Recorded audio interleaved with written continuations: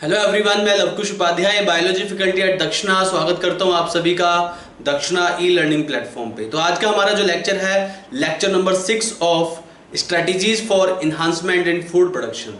Right, तो last class में मैंने डिस्कस किया था अबाउट प्लांट ब्रीडिंग। तो प्लांट ब्रीडिंग के सेवरल मेथड्स के बारे में मैं डिस्कस कर चुका था। तो आज का जो हमारा टॉपिक है वो है plant breeding for disease resistance. तो डिजीज रेजिस्टेंट प्लांट बनाने के लिए प्लांट ब्रीडिंग हम परफॉर्म करते हैं जिससे कि प्लांट्स को डिजीज रेजिस्टेंट बनाया जा सके। आपको पता होना चाहिए कि काफ़ी सारे ऐसे इन्फेक्शंस होते हैं, काफ़ी सारे fungal infection, bacterial infection, viral infection जो कि हमारी क्रॉप्स को डिस्ट्रॉय कर देते हैं। 20 से 30% तक हमारी क्रॉप्स जो है डिस्ट्रॉय हो जाती है just because of fungal infection, viral infection और बैक्टीरियल इन्फेक्शन। तो ऐसे इन्फेक्शन को रोकने के लिए, ऐसे पैथोजेंस को रोकने के लिए हम डिजीज रेजिस्टेंट मेथड का डेवलपमेंट करते हैं प्लांट ब्रीडिंग की हेल्प से। तो मेथड्स कैसे डेवलप करते हैं, प्लांट ब्रीडिंग कैसे परफॉर्म करते हैं प्लांट्स में को डिजीज रेजिस्टेंट बनाने के लिए, क्योंकि अगर प्लांट डिजीज रेजिस्टेंट होगा तो क्रॉप प्रोडक्शन बढ़ेगा। तो देखिए, लिसन केयरफुली। तो यहाँ पे plant breeding to disease resistant, wide range of fungal, bacterial and viral pathogens affect the yield of cultivated crop species. Is that clear to all of you?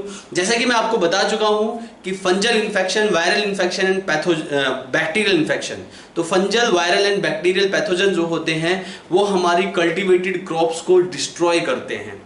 Is that clear? तो यहाँ पे there is wide range of fungal pathogens, bacterial pathogens या viral pathogen जो कि हमारी crops को जो है रिड्यूस करने का काम करते हैं, उनके प्रोडक्शन का रिडक्शन करते हैं। Is that clear to all of you? Second point, so crop loss can be up to 20 से 30% और कभी कभी तो पूरी की पूरी हमारी क्रॉप्स जो है खराब हो जाती है, हमारी फसलें जो है खराब हो जाती है just because of fungal pathogens, bacterial pathogens and viral pathogen. इसके अलावा if crops are made disease resistant, अगर इन क्रॉप्स को डिजीज रेजिस्टेंट बना दिया जाए तो food production is increase, fungicides and bactericides use will also be reduces.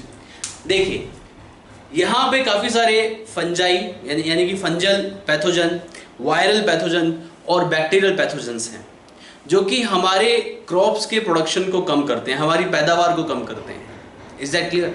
तो ऐसे केस में प्लांट का डिजीज रेजिस्टेंट होना बहुत जरूरी है। अगर प्लांट डिजीज रेजिस्टेंट होंगे तो उसके दो फायदे हैं।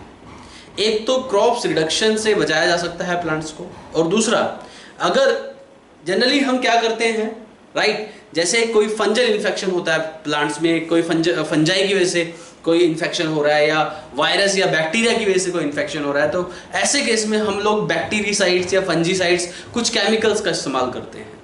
Are you getting or not? आपने देखा होगा किसानों को खेतों में कुछ केमिकल स्प्रेड करते हुए। तो कुछ केमिकल्स ऐसे भी होते हैं जो कि फंजल इन्फेक्शन को रोकते हैं या बैक्टीरियल इन्फेक्शन को रोकते हैं या फिर वायरल इन्फेक्शन को रोकते हैं, राइट। तो ऐसे केमिकल को या तो फंजीसाइड्स कहते हैं या फिर बैक्टीरिसाइड्स कहते हैं।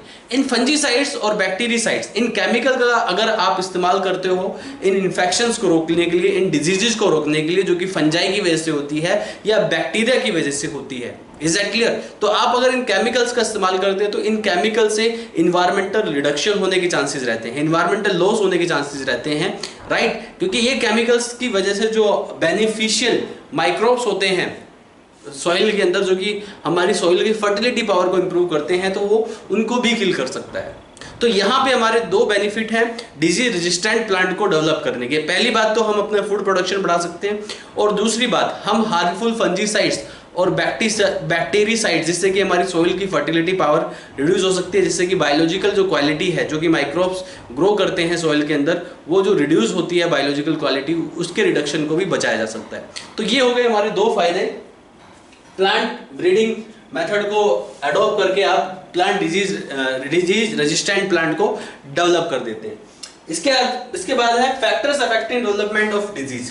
कौन कौन से फैक्टर्स हैं जो कि इन डिजीज की वजह से इन डिजीज को अफेक्ट करते हैं? Pathogen genotype, host genotype, factor affecting development of disease and environment. मतलब ऐसे फैक्टर्स जो कि किसी भी प्लांट में डिजीज को डेवलप करते हैं, या किसी भी ऑर्गेनिज्म में अगर कुछ फैक्टर्स ऐसे होते हैं वो किसी भी ऑर्गेनिज्म में डिजीज को डेवलप करने का काम करते हैं।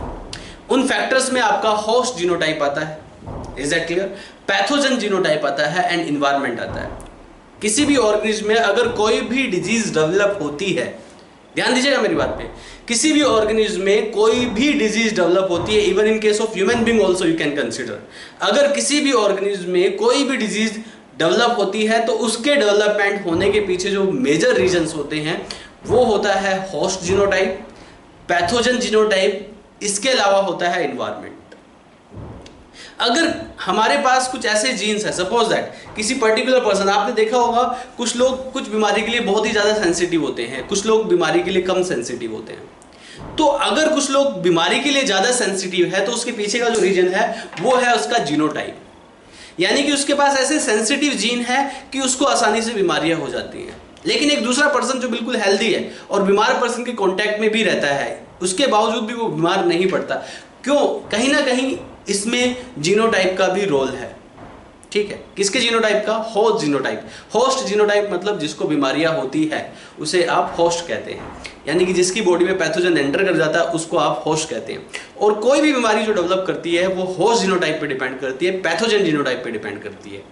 यानी कि इन सब का मिला जुला एक कंट्रीब्यूशन होता है किसी भी बीमारी को डेवलप करने के लिए। इसके अलावा एनवायरमेंटल कंडीशन भी बीमारी को डेवलप करने में हेल्प करती है। Is that clear? तो यहाँ पे 3 मेजर फैक्टर्स होते हैं, होस्ट जीनोटाइप, पैथोजन जीनोटाइप, इसके अलावा एनवायरमेंट। तो ये तीनों फैक्टर्स जो हैं किसी ना किसी बीमारी को डेवलप करने में हेल्प करते हैं। ये तीनों फैक्टर के कंट्रीब्यूशन से कोई बीमारी प्रोड्यूस हो जाती है। Are you getting note? आपने देखा होगा कुछ प्लांट्स ऐसे होते हैं जिनमें बीमारियां होती ही नहीं है, यानी कि वो ऑलरेडी नेचुरली डिजीज रेजिस्टेंट है, यानी कि उनका जीनोटाइप यानी कि उनके जेनेटिक कॉन्स्टिट्यूशन जो है इस तरीके से मॉडिफाई हैं कि उसको वो बीमारी होती ही नहीं है। लेकिन कुछ प्लांट्स ऐसे होते हैं जो कि बहुत सेंसिटिव होते हैं, यानी कि उनमें बीमारियां हो जाती हैं, यानी कि उसके जीनोटाइप जो है उस बीमारी के लिए काफ़ी सेंसिटिव है। तो सबके जो जीनोटाइप है वो अलग अलग होते हैं। तो होस्ट जीनोटाइप का भी बीमारी को डेवलप करने में एक रोल है। इसके अलावा पैथोजेंस के जीनोटाइप तो डायरेक्टली इन्वॉल्व होते हैं।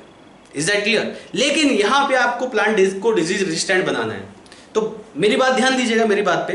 अगर आप प्लांट्स को डिजीज रेजिस्टेंट बनाना चाहते हैं तो ये आपको पता होना चाहिए कौन से फैक्टर्स रिस्पॉन्सिबल है बीमारी को डेवलप करने के लिए। होस्ट जीनोटाइप बताया मैंने, पैथोजन जीनोटाइप बताया और इन्वायरमेंटल कंडीशन बताई, राइट? अब यहाँ पे प्लांट को डिजीज रेजिस्टेंट बनाने के लिए आप पैथोजन के जीनोटाइप को नहीं बदल सकते हैं। मैंने बोला कि डिजीज को डेवलप करने के लिए होस्ट का जीनोटाइप भी रिस्पॉन्सिबल होता है। अगर होस्ट का जीनोटाइप किसी पर्टिकुलर डिजीज के लिए सेंसिटिव है तो उसके जीनोटाइप को आप बदल सकते हैं। Is that clear all of you? लेकिन प्लांट जो पैथोजन है उसके जीनोटाइप को आप नहीं बदल सकते हैं, राइट? क्योंकि पैथोजन का जीनोटाइप जो होता है वो चेंज होता रहता है, जबकि होस्ट का जीनोटाइप ज़्यादा स्टेबल होता है। तो जिसका जीनोटाइप ज़्यादा स्टेबल होगा उसके जीनोटाइप को आप बदल सकते हैं। तो यहाँ पे बीमारी होने के पीछे सबसे बड़े रीजन है होस्ट जीनोटाइप, पैथोजन जीनोटाइप, इसके अलावा यहाँ पे एनवायरनमेंट। तो यहाँ पे आप होस्ट पैथोजन के जीनोटाइप को नहीं चेंज कर सकते, लेकिन यहाँ पे आप होस्ट के जीनोटाइप को चेंज कर सकते हैं। यहाँ पे आप ये प्रिंसिपल लगाते हैं कि अगर होस्ट के जीनोटाइप को चेंज कर दिया जाए तो उस होस्ट में यानी कि उस प्लांट में डिजीज डेवलप नहीं होगी। Is that clear all of you? तो यहाँ पे हम कुछ ऐसा ही करते हैं। So next point, some host genotype possess the ability to prevent a pathogen. जैसे कि मैंने बताया कुछ होस्ट में ऐसी एबिलिटी होती है, उसके जीनोटाइप में, उसके जेनेटिकल कॉन्स्टिट्यूशन में ऐसी एबिलिटी होती है, वो पैथोजन्स को रोकता है, प्रिवेंट द पैथोजन। ये सबके पास नहीं होता। जिसके पास ये एबिलिटी होगी वो जो है जनरली डिजीज रेजिस्टेंट प्लांट होगा, और हमें प्लांट में डिजीज रेजिस्टिविटी को डेवलप करना है। Is that clear? इसके अलावा this ability determined by genetic constitution, ये एबिलिटी जो है डिटरमाइन कौन करता है? होस्ट का जेनेटिक कॉन्स्टिट्यूशन ये एबिलिटी डिटरमाइन करता है, जो कि डिजीज रेजिस्टिविटी है। तो ऐसे प्लांट भी होते हैं जो कि डिजीज रेजिस्टेंट प्लांट होते हैं। आई will discuss later about the disease resistant plant के कुछ एग्जांपल्स भी हमें एनसीईआरटी बुक में दिए, उनको भी मैं डिस्कस करने वाला हूँ।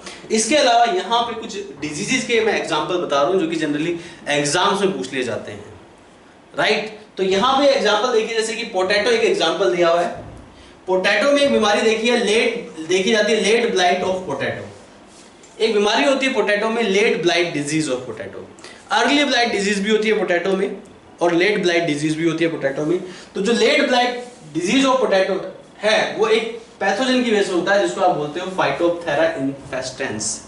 फाइटोप्थेरा इन्फेस्टेंस इस पैथोजन की वजह से late blight disease of potato, ये एग्जाम में एग्जांपल पूछ लिया जाता है। तो पोटैटो में लेट ब्लाइट डिजीज देखी जाती है कौन से पैथोजन की वजह से? Phytophthora infestans, Phytophthora infestans. इसके अलावा जो दूसरी बीमारी है wheat, another example is wheat. Wheat में भी काफी सारी डिजीजेस की पॉसिबिलिटी होती है। वीट में जनरली स्मट या रस्ट की प्रॉब्लम होती है। तो वीट में बहुत ही पॉपुलर डिजीज है जिसको आप बोलते हैं लूज स्मट। ये जो बीमारी होती है एस्टिलेगोन्यूडाट्रिटिसी, कौन से पैथोजन की वजह से होती है? एस्टिलेगोन्यूडाट्रिटिसी। तो एस्टिलेगोन्यूडाट्रिटिसी ये पैथोजन है जिसकी वजह से वीट में लूज स्मट डिजीज हो जाती है। लूज स्मट डिजीज होती है ड्यू टू प्रेजेंस ऑफ एस्टिलेगोन्यूडाट्रिटिसी। इस पैथोजन की वजह से वीट में ये लूज स्मट की डिजीज होती है। ऐसे ही यहाँ पे दूसरा एग्जांपल है ब्राउन रस्ट। ब्राउन रस्ट भी एक डिजीज होती है वीट में, और ये डिजीज जो होती है ये होती है पुसीनिया रिकॉन्डिटा। पुसीनिया रिकॉन्डिटा, कुछ लोग इसको पक्सीनिया भी बोलते हैं, राइट। तो पुसीनिया रिकॉन्डिटा की वजह से ब्राउन रस्ट होता है। ऐसी एक ब्लैक रस्ट डिजीज होती है, ये पुसीनिया जर्मिनिस की वजह से होती है। किसकी वजह से होती है? पुसीनिया जर्मिनिस की। इसका आपको स्क्रीनशॉट ले लेना है इन बीमारियों का, या आप इनको नोट डाउन कर लीजिए अपनी नोटबुक में, और फिर इनको आप जो है एक बार लिख के देखना, आपको सब के सब सारी की सारी डिजीज याद हो जाएंगी। और जब आप इनसे रिलेटेड क्वेश्चंस करेंगे तो और आपको अच्छे से याद हो जाएंगे, क्योंकि इस चैप्टर में से एग्जांपल्स भी बहुत पूछे जाते हैं, खासकर कि एनसीईआरटी के एग्जांपल्स तो पूछे ही जाएंगे। तो यहाँ पे इनको आपको अच्छे से नोटबुक में नोट डाउन करना, एक दो बार इनकी लिख लिख के प्रैक्टिस करनी है एग्जाम्पल्स की, तो आपको आसानी से लर्न हो जाएगा। और जब इनके आप क्वेश्चंस करेंगे फिर आपको और आसानी से ये जो है आपका पोर्शन बिल्कुल पक्का हो जाएगा। Is that clear to all of you? तो इस तरीके से आपको ये याद करने हैं। तो वीट में येलो रस्ट की प्रॉब्लम भी होती है। येलो रस्ट की जो प्रॉब्लम होती है वीट में वो होती है ड्यू टू पुसीनिया स्ट्रीफॉर्मिस। पुसीनिया स्ट्रीफॉर्मिस। तो वीट के डिजीज मैं फिर से बताता हूं, वीट में लूज स्मट होता है ड्यू टू एस्टिलेगोन्यूडाट्रिटिस। वीट में ब्राउन रस्ट होता है ड्यू टू पुसीनिया रिकॉन्डिटा। वीट में ब्लैक रस्ट होता है ड्यू टू पुसीनिया जर्मिनिस, और वीट में येलो रस्ट होता है ड्यू टू पुसीनिया स्ट्रीफॉर्मिस।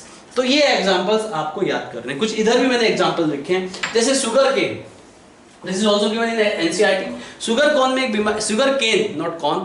केन में एक बीमारी देखी जाती है जिसको आप बोलते हैं red rot of sugarcane. जो red rot of sugarcane होता है वो होता है कोलेटोट्राइकम फाल्केटम। ये एक फंजाई है। तो कोलेटोट्राइकम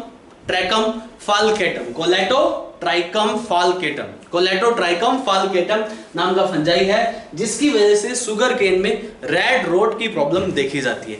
इसके अलावा यहाँ पे रेड स्ट्राइप एक बीमारी होती है, red stripe in sugar cane. एक रेड रोट होता है और एक रेड स्ट्राइप होता है। तो रेड रोट में देखा होगा आपने कि रेड पैचेस डेवलप हो जाते हैं शुगर केन में, उसकी प्रोडक्टिविटी पे असर पड़ता है। वो एक फंजल इन्फेक्शन है जो कि कोलेटोट्राइकम फाल्केटम की वजह से डेवलप होता है। ऐसे ही कभी-कभी रेड स्ट्राइप भी देखे जाते हैं शुगर केन में, और जो रेड स्ट्राइप देखे जाते हैं just because of Pseudomonas rubrilineans. Pseudomonas rubrilineans इस बैक्टीरिया की वजह से red stripe of sugarcane देखा जाता है। इसके अलावा क्रूसीफर्स एक प्लांट फैमिली है। तो क्रूसीफर्स में ब्लैक रोट, राइट। क्रूसीफर्स में क्या देखे जाते हैं? ब्लैक रोट देखे जाते हैं। और ब्लैक रोट जो है इसका एग्जांपल क्या है? Xanthomonas campestris. This also example is very important. This example is also very important. मैं इनको सर्कल कर देता हूं जो कि बहुत ही ज्यादा इंपॉर्टेंट एग्जांपल है, ये वाला, राइट। और इसके अलावा आपका ये वाला एग्जांपल भी बहुत इंपॉर्टेंट है। और ये ब्राउन रस्ट तो जरूर पूछा ही जाता है एग्जाम में, इसको तो आप अच्छे से याद करेंगे, ठीक है। तो क्रूसीफर्स में ब्लैक रोट की प्रॉब्लम देखी जाती है जेंथोमोनास कैम्पेस्ट्रिस की वजह से। इसकी वजह से जेंथोमोनास कैम्पेस्ट्रिस। राइस में बैक्टीरियल ब्लाइट देखा जाता है, जेंथोमोनास ओराइजी।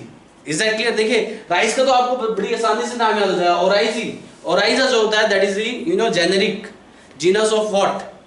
राइस का जीनस होता है ओराइजा, तो उसी के नाम से लिया गया यहाँ पे जेंथोमोनास ओराइजी, ठीक है। इसके अलावा टोबैको में टोबैको मोजैक वायरस की वजह से टोबैको मोजैक डेवलप हो जाते हैं। ऐसी टर्निप मोजैक वायरस भी होता है, इसकी वजह से टर्निप मोजैक डेवलप हो जाते हैं। तो ये कुछ एग्जांपल्स हैं जो कि आपको लर्न करने हैं, नोट डाउन करने हैं। Is that clear? एक दो बार लिख के देखना है तो आपको ये सारे एग्जांपल्स याद हो जाएंगे। This is your homework also कि आपको याद करना है और मुझे लिख के दिखाना है। Is that clear to all of you? इसके बाद तो ये हो गया plant breeding to disease resistance. मैं फिर से बताता हूं, plant breeding to disease resistance, कुछ fungal, bacterial and viral pathogens ऐसे होते हैं जो कि क्रॉप का रिडक्शन करते हैं। कभी कभी ये 20 से 30% क्रॉप का रिडक्शन करते हैं, लेकिन इवन सम टाइम ये कभी कभी पूरी ही क्रॉप्स को खराब कर देते हैं। तो ऐसे केस में किसान लोग क्या करते हैं, हमारे जो किसान भाई हैं वो फंजीसाइड्स या बैक्टीरियासाइड्स को स्प्रे करते हैं खेतों पे।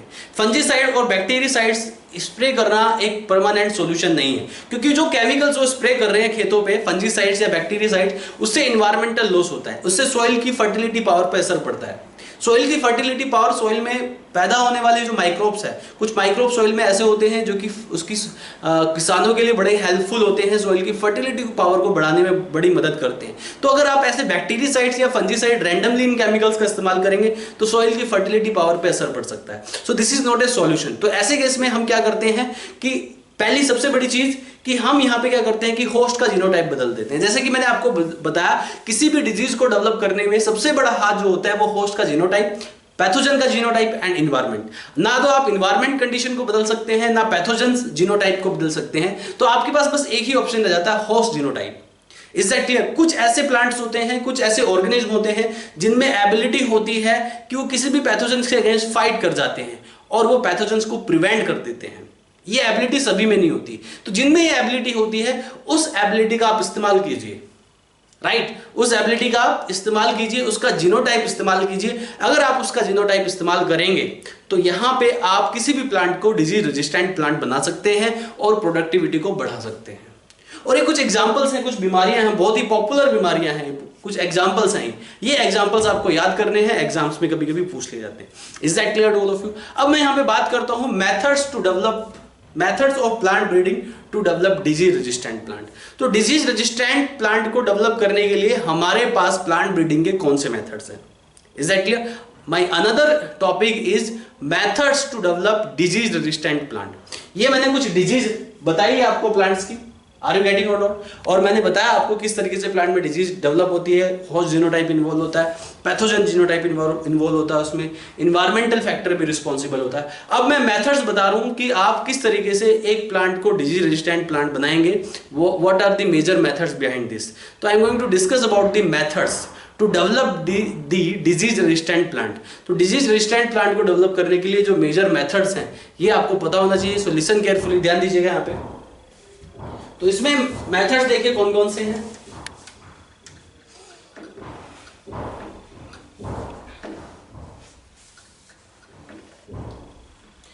Listen carefully.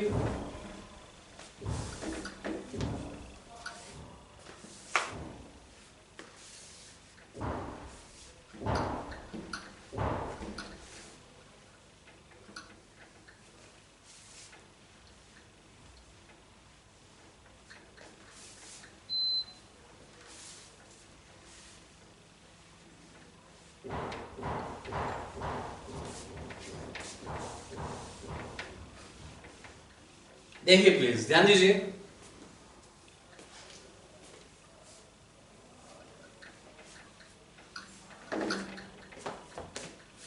Methods to develop disease resistant plant. तो डिजीज रेजिस्टेंट प्लांट को डेवलप करने के कौन कौन से मेथड है ये मैं आपको बता दूं, ध्यान दीजिए।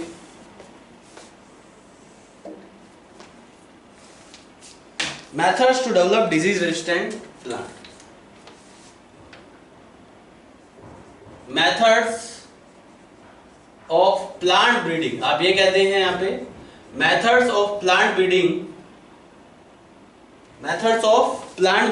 To develop disease resistance. Disease resistivity को डेवलप करने के लिए कौन कौन से मेथड है, ध्यान दीजिए। Methods of plant breeding to develop disease resistance. Plants को डिजीज रेजिस्टेंस बनाने के लिए कौन कौन से मेथड का आप इस्तेमाल करते हैं, कौन कौन से मेथड्स को आप अप्लाई करते हैं। तो methods of plant breeding to develop disease resistance. तो प्लांट को डिजीज रेजिस्टेंस बनाने के लिए आपके पास कौन कौन से मेजर मेथड हैं आपको पता होना चाहिए। सबसे पहला जो मेथड है वो है number 1 is, there are two method, number 1 is conventional breeding method, number 2 is mutational breeding method. So there are two major methods, conventional breeding method and mutational breeding method. तो conventional breeding method की बात करते हैं हम यहाँ पे, listen carefully. conventional breeding, अगर बात की जाए कन्वेंशनल ब्रीडिंग की तो what is conventional breeding? Conventional breeding में हम क्या करते हैं? कन्वेंशनल ब्रीडिंग में हम जर्म प्लाज्म का सिलेक्शन करते हैं और हाइब्रिडाइजेशन करते हैं। Is that clear? यानी कि जो आर्टिफिशियल हाइब्रिडाइजेशन मैंने बताया था, आर्टिफिशियल हाइब्रिडाइजेशन में मैस्कुलेशन आप परफॉर्म करते हैं, बैगिंग आप परफॉर्म करते हैं, तो वो कन्वेंशनल ब्रीडिंग मेथड है। आप यहाँ पे किसी भी होस्ट के जीनोटाइप को बदलना चाहते हैं, आपका जो अल्टीमेट पर्पस है प्लांट को डिजीज रेजिस्टेंस बनाना है। तो प्लांट को डिजीज रेजिस्टेंट कैसे बनाएंगे आप? इसके लिए आप जो है कन्वेंशनल मेथड को अडॉप्ट कर सकते हैं। कन्वेंशनल मेथड से भी प्लांट को डिजीज रेजिस्टेंट बनाया जा सकता है। तो प्लांट को डिजीज रेजिस्टेंट कैसे बनाया जा सकता है ये मैं यहाँ पे बता रहा हूँ। सबसे पहले आपको क्या देखना है, आपको होस्ट जीनोटाइप बदलना है, आपको उस प्लांट को डिजीज रेजिस्टेंट बनाना है। तो अगर आप उस पर्टिकुलर प्लांट को डिजीज रेजिस्टेंट बनाना चाहते हैं, उसके जीनोटाइप को बदलना चाहते हैं, तो आप क्या करेंगे? आप उसके जीनोटाइप को किस हिसाब से बदलेंगे? आप ऐसे प्लांट का सिलेक्शन करेंगे जो कि ऑलरेडी डिजीज रेजिस्टेंट है, और उस ऑलरेडी डिजीज रेजिस्टेंट प्लांट को आप किसी नॉर्मल प्लांट के साथ क्रॉसिंग कराएंगे जो कि डिजीज रेजिस्टेंट नहीं होगा। तो एक डिजीज रेजिस्टेंट प्लांट को किसी नॉर्मल प्लांट जो कि डिजीज रेजिस्टेंट नहीं है उसके साथ क्रॉसिंग कराने के बाद जो नई जनरेशन आएगी प्लांट की वो डिजीज रेजिस्टेंट होगी। ठीक है, तो यहाँ पे आप सिंपल मेथड से क्रॉसिंग कराते हैं, आर्टिफिशियल हाइब्रिडाइजेशन परफॉर्म करते हैं। तो यहाँ पे कन्वेंशनल ब्रीडिंग मेथड में मेजर स्टेप्स आपको कौन कौन से फॉलो करने पड़ते हैं एक प्लांट को डिजीज रेजिस्टेंट बनाने के लिए। You must know about this. Is that clear to all of you? तो ध्यान दीजिए, कन्वेंशनल ब्रीडिंग में, राइट, कन्वेंशनल ब्रीडिंग में जो मेजर स्टेप्स हैं, are you getting or not? पहली बात तो मैं एक चीज यहां पे लिख देता हूं, very important. This is the simple method of plant breeding जो कि हम एंशिएंट टाइम से इस्तेमाल करते आ रहे हैं, जिसको हमारे पूर्वज लोग, जिनको आजकल की मॉडर्न टेक्नोलॉजी के बारे में कोई आइडिया नहीं था, वो भी इस मेथड्स का इस्तेमाल करते थे क्रॉप वैरायटी को इंप्रूव करने के लिए। तो ये वही मेथड्स हैं। ठीक है, तो conventional breeding method, this is दी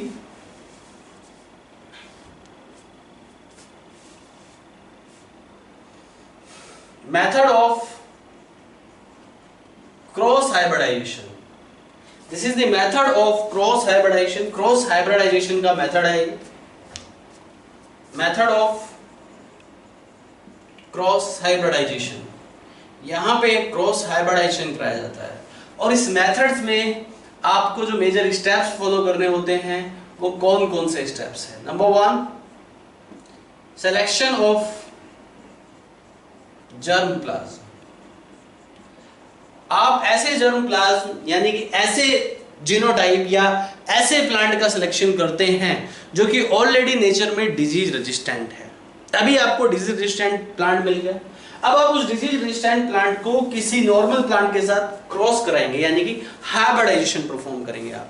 तो पहले सिलेक्शन ऑफ जर्म प्लाज्म, उसके बाद क्रॉस हाइब्रिडाइजेशन परफॉर्म करते हैं। हाइब्रिडाइजेशन के बाद आपके पास जो ऑर्गेनिज्म आएगा वो आपके पास एक रिकॉम्बिनेंट ऑर्गेनिज्म होगा। उसमें कॉम्बिनेशन ऑफ कैरेक्टर होंगे डिजीज रेजिस्टेंट प्लांट के और जो नॉर्मल प्लांट है उसके। अब वहां पे जो भी हाइब्रिड वैरायटी आपने डेवलप की है उस हाइब्रिड वैरायटी का आप इवैल्यूएशन करेंगे, उसकी टेस्टिंग करेंगे।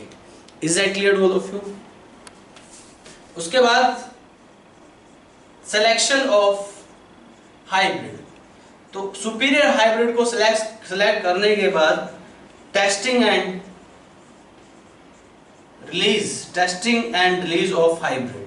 ये मैं आपको स्टेप्स पहले भी प्लांट ब्रीडिंग के स्टार्टिंग में ही बता चुका हूँ, राइट। 5 मेजर स्टेप्स मैंने डिस्कस किए थे प्लांट ब्रीडिंग में, सेम वही स्टेप्स आपको फॉलो करने हैं। सिलेक्शन ऑफ जर्म प्लाज्म, उसके बाद उसका क्रॉस हाइब्रिडाइजेशन कराते हैं। सिलेक्शन ऑफ जर्म प्लाज्म यानी कि ऐसा प्लांट आपको चूज करना है जो कि डिजीज रेजिस्टेंट है, उसको किसी नॉर्मल प्लांट से क्रॉसिंग करानी है। तो क्रॉसिंग कराने के बाद वो एक हाइब्रिड बन जाएगा। अब उस हाइब्रिड को आप ऐसे ही सिलेक्ट नहीं करेंगे, ये कंपलसरी नहीं है कि अगर आप एक डिजीज रेजिस्टेंट प्लांट को एक नॉर्मल प्लांट के साथ मेटिंग करा रहे हैं तो उसमें सिर्फ आपका एक डिजायरेबल कैरेक्टर ही डेवलप होगा। आपका यहाँ पे जो डिजायरेबल कैरेक्टर है वो डिजायरेबल कैरेक्टर है प्लांट को disease resistant banana, but this is not compulsory कि उस डिजीज रेजिस्टेंट कैरेक्टर के साथ कोई हार्मफुल कैरेक्टर डेवलप नहीं होगा। कभी कभी कोई हार्मफुल यानी कि अनडिजायरेबल कैरेक्टर भी डेवलप हो जाता है, इसलिए उस हाइब्रिड का सिलेक्शन प्रोसेस भी बहुत जरूरी है। जो भी आपने हाइब्रिड्स यहाँ पे डेवलप करे हैं उसमें से सुपीरियर हाइब्रिड यानी कि जिसमें आपके हिसाब से, हमारे हिसाब से कंप्लीटली डिजायरेबल कैरेक्टर है वो सिलेक्ट करते हैं। उसके बाद फिर उसकी टेस्टिंग एंड रिलीजिंग की जाती है। ये मैं आपको ऑलरेडी डिस्कस कर चुका हूँ एट द स्टार्टिंग कि टेस्टिंग और रिलीजिंग एट द एंड कैसे की जाती है। उसको डिफरेंट सीजन में ग्रो करा के देखा जाता है, उसको डिफरेंट लोकेशन पे ग्रो करा के देखा जाता है, डिफरेंट क्लाइमेटिक कंडीशन में ग्रो करा के देखा जाता है, रिसर्च फील्ड में ग्रो करा के देखा जाता है, फिर फार्मर्स फील्ड में ग्रो करा के देखा जाता है। उसके बाद उससे मिलने वाले सीड्स की ऑथराइजेशन लेनी पड़ती है एनएससी से, नेशनल सीड कॉर्पोरेशन से। जब वो हमें ऑथराइजेशन देता है फिर उसका हम कॉमर्शलाइजेशन करते हैं। तो ये सारे प्रोसेस मैं ऑलरेडी डिस्कस कर चुका हूँ at the beginning of plant breeding. तो ये हो गया कन्वेंशनल मेथड। इसका एक एग्जाम्पल मैं यहाँ पे आपको बता देता हूँ। हमें हमारे लिए किसी भी प्लांट में जो डिजायरेबल कैरेक्टर होते हैं, एक तो उसकी न्यूट्रिशनल वैल्यू बहुत अच्छी होनी चाहिए और दूसरा उसका डिजीज रेजिस्टेंट होना चाहिए। हमारी जो मेजर डिमांड है वो ये है कि वो हाईली न्यूट्रिटिव हो और वो डिजीज रेजिस्टेंट हो। और हाईली न्यूट्रिटिव डिजीज रेजिस्टेंट हमें ये दोनों कैरेक्टर कंबाइंड चाहिए, और इन कंबाइंड कैरेक्टर को डेवलप करने के लिए हम हाइब्रिड बना देते हैं, यानी कन्वेंशनल ब्रीडिंग मेथड का इस्तेमाल करते हैं या मोटेशनल ब्रीडिंग मेथड का भी इस्तेमाल करते हैं। मैं पहले ही बता चुका हूं आपको, यहाँ पे 2 मेजर मेथड्स होते हैं, कन्वेंशनल ब्रीडिंग होता है और मोटेशनल ब्रीडिंग होता है। अभी मैं कन्वेंशनल ब्रीडिंग डिस्कस कर रहा हूं। इसका एक एग्जांपल बता देता हूं मैं आपको कन्वेंशनल ब्रीडिंग का। एक वैरायटी होती है भिंडी की जिसको आप बोलते हो परभानी क्रांति। ये भिंडी की एक हाइब्रिड वैरायटी है जिसका नाम है प्रभानी क्रांति। इसको इंडियन साइंटिस्ट ने डेवलप किया और इसका नाम रखा प्रभानी क्रांति। तो प्रभानी क्रांति एक डिजीज रेजिस्टेंट वैरायटी है, हाइब्रिड है, और जिसके अंदर कैरेक्टर क्या है कि ये जो वैरायटी है ये डिजीज रेजिस्टेंट वैरायटी हमने प्रभानी क्रांति डेवलप की by the using of conventional breeding method. ये प्रभानी क्रांति नाम की जो भिंडी है ये भिंडी की वैरायटी है। Is that clear to all of you? तो ये जो भिंडी की वैरायटी है, मैं ब्रैकेट में लिख देता हूं, दिस इज भिंडी। तो ये भिंडी की वैरायटी है। इस भिंडी की वैरायटी को डेवलप करने के लिए 2 डिफरेंट वैरायटी में क्रॉस किया गया। एक वैरायटी थी एबल मॉस्कस एस्कुलेंटस, ये साइंटिफिक नेम है भिंडी का। This is Abelmoschus esculentus. ये भिंडी की एक डोमेस्टिक वैरायटी थी। इस वैरायटी की खास बात ये थी कि ये हाईली न्यूट्रिटिव है। क्या है ये? हाईली न्यूट्रिटिव वैरायटी है, बट इसमें एक प्रॉब्लम थी, ये डिजीज रेजिस्टेंट नहीं थी।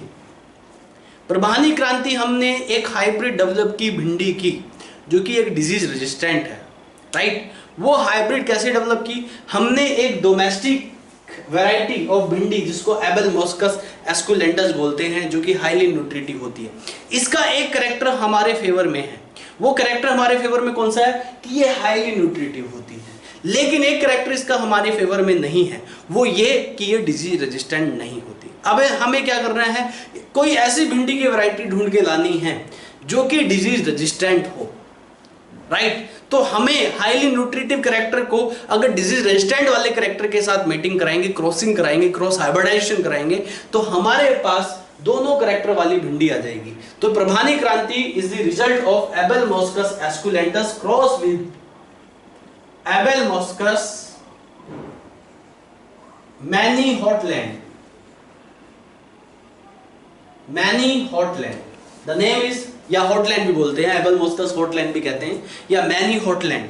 तो एबल मोस्कस मैनी हॉटलैंड ये एक वाइल्ड वैरायटी है, यानी ये एक जंगली वैरायटी है, इसमें न्यूट्रिशन वैल्यू कम होती है, बट इसमें डिजीज रेजिस्टेंट वैल्यू ज्यादा होती है। तो इसमें ये एक डिजीज रेजिस्टेंस वैरायटी है, तो ये प्लांट डिजीज रेजिस्टेंस है।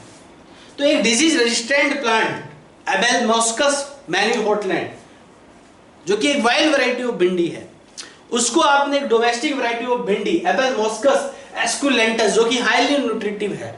तो आपके जो डिजायरेबल कैरेक्टर है, आपको हाई न्यूट्रिशन भी चाहिए, आपको डिजीज रेजिस्टेंट भी चाहिए, तो आपके पास एक ही सॉल्यूशन है, इस डिजीज रेजिस्टेंट वैरायटी ऑफ भिंडी एबल मोस्कस मैनी हॉटलैंड को आप क्रॉस करा दीजिए हाईली न्यूट्रिटिव भिंडी एबल मोस्कस एस्कुलेंटस के साथ, और डेवलप कर दीजिए हाइब्रिड वैरायटी ऑफ भिंडी जो कि डिजीज रेजिस्टेंट भी है और जो कि न्यूट्रिटिव भी है। तो दोनों कैरेक्टर्स को हमने कंबाइन कर दिया इस वैरायटी में, प्रभानी क्रांति नाम की भिंडी में साइंटिस्ट ने ऐसा किया। तो हमारा पर्पज सॉल्व हो गया। हमें डिजीज रेजिस्टेंट प्लांट चाहिए था, डिजीज रेजिस्टेंट आ गया। हमें न्यूट्रिटिव वैल्यू वाला प्लांट चाहिए था, न्यूट्रिटिव वैल्यू वाला प्लांट आ गया। तो एक एग्जांपल है कन्वेंशनल ब्रीडिंग का, और भी मैं एग्जांपल यहाँ पे लिखवाऊंगा, उससे पहले मैं डिस्कस कर लेता हूँ म्यूटेशनल ब्रीडिंग मेथड। तो कन्वेंशनल ब्रीडिंग मेथड में सिलेक्शन ऑफ जर्म प्लांट्स, उसके बाद हाइब्रिडाइजेशन कराते हैं, उसके बाद जब हाइब्रिड डेवलप हो जाते हैं फिर उसमें भी सिलेक्शन प्रोसेस करते हैं, फिर at the end testing, releasing and commercialisation. तो ये स्टेप्स यहाँ पे आप फॉलो करते हो। एग्जांपल मैं आपको प्रभानी क्रांति बता चुका हूँ, भिंडी का एग्जांपल है। इसके अलावा अब मैं यहाँ पे म्यूटेशनल ब्रीडिंग मेथड का डिस्कस करता हूँ। बिल्कुल मॉडर्न मेथड है, बिल्कुल नया मेथड है। इसको जो हमारे फार्मर्स हैं वो परफॉर्म नहीं कर पाते, इसको साइंटिस्ट लोग परफॉर्म कर पाते हैं। Is that clear to all of you? तो लिसन केयरफुली। तो ये बिल्कुल नई टेक्निक है म्यूटेशनल ब्रीडिंग मेथड, प्लांट को डिजीज रेजिस्टेंट बनाने की एक यंगर टेक्निक है ये, जिसको आप बोलते हो म्यूटेशनल ब्रीडिंग मेथड। तो now I am going to discuss in detail about the mutational breeding method, so listen carefully, ध्यान दीजिए। So the another method is mutational breeding method that I am going to discuss in detail.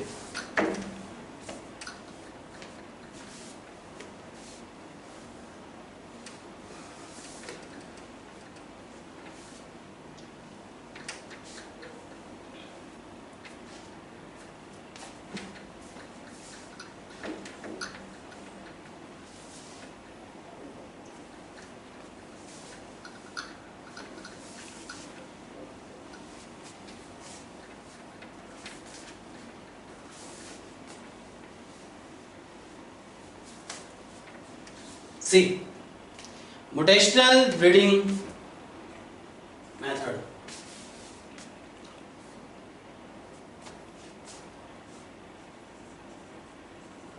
Mutational breeding method. So another method is mutational breeding method की मैं आप बात कर रहा हूं यहाँ पे, listen carefully।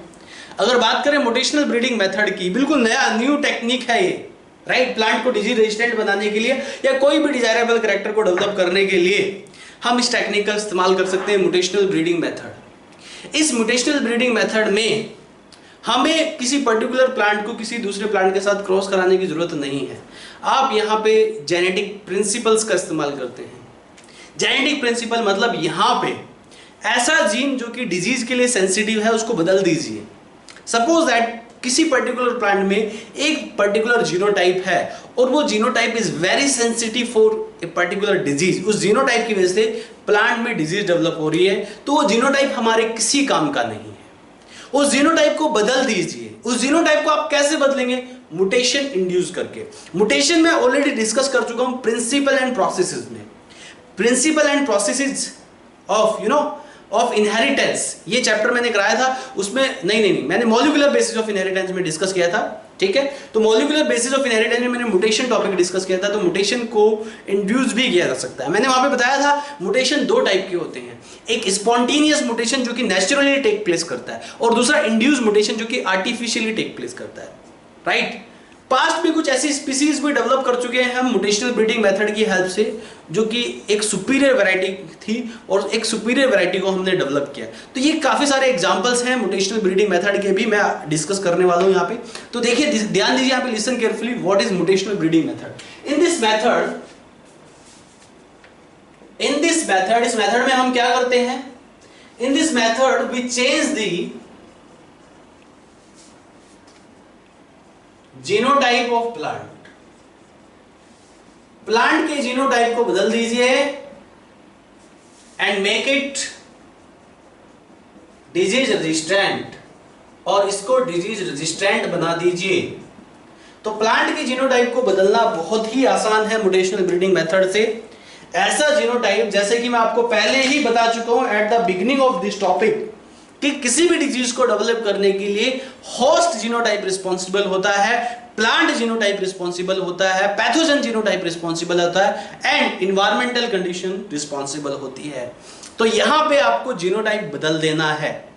जीनोटाइप आप कन्वेंशनल ब्रीडिंग मेथड से भी बदल सकते हैं, जो कि मैंने अभी बताया आपको, थोड़ी देर पहले डिस्कस किया, और आप म्यूटेशनल ब्रीडिंग मेथड से भी डायरेक्टली आप प्लांट के उस जीनोटाइप को चेंज कर दीजिए जो कि डिजीज के लिए सेंसिटिव है। Are you getting or not? तो यहां पे in this method we change the genotype of plant and make it disease resistant। तो हम प्लांट का जीनोटाइप चेंज कर देते हैं और उसको डिजीज रेजिस्टेंट बना देते हैं। अब इस जीनोटाइप को म्यूटेशनल ब्रीडिंग मेथड में आप कैसे चेंज करेंगे, ये आपको पता होना चाहिए। लिसन केयरफुली, ध्यान दीजिए। We change the genotype of plant, we change the genotype of plant, हम जो है प्लांट के जीनोटाइप को बदल देते हैं। We change the genotype by changing in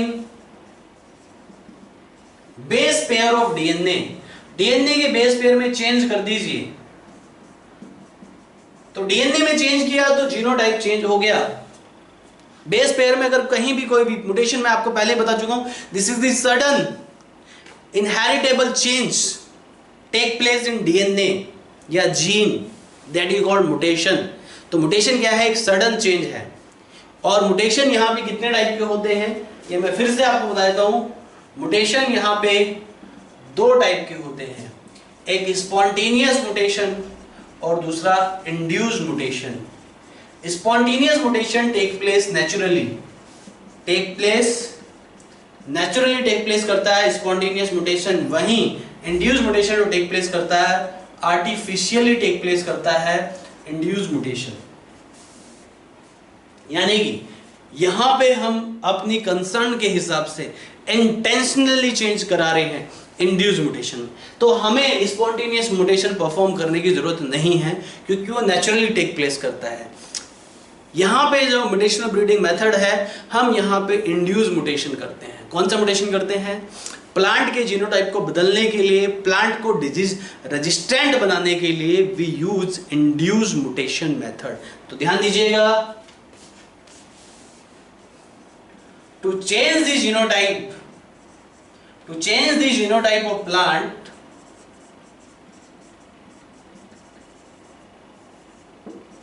we use induced mutation. हम इंड्यूस्ड म्यूटेशन का इस्तेमाल करते हैं।